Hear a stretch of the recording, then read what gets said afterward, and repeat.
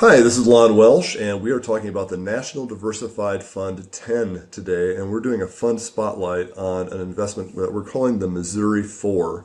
So these are in and around the Kansas City, Missouri area. It's 4 different apartment communities that have been owned by a family for just under 30 years.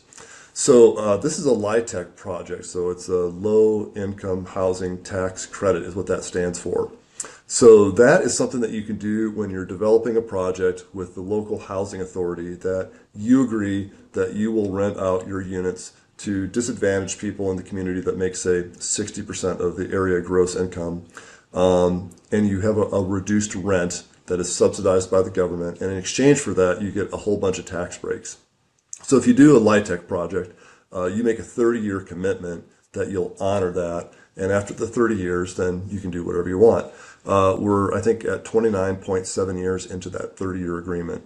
So the building, these are actual photos of the property. Some of them have been renovated and they've all been kept in really good condition.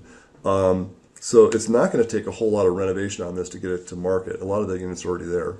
So the plan is to let the LIHTC contract expire, and they're not going to renew it. And then what they're going to do is position this to be on market rents, which are several $100s a month higher than the rents that we're getting right now.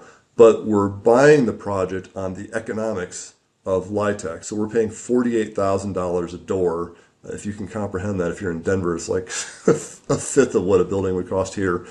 And do just enough cosmetic renovation to raise the rents to market, and then sell it at $92,000 a door. So this sponsorship team has done 45 renovation projects that look a lot like this. Most of it's been in Missouri.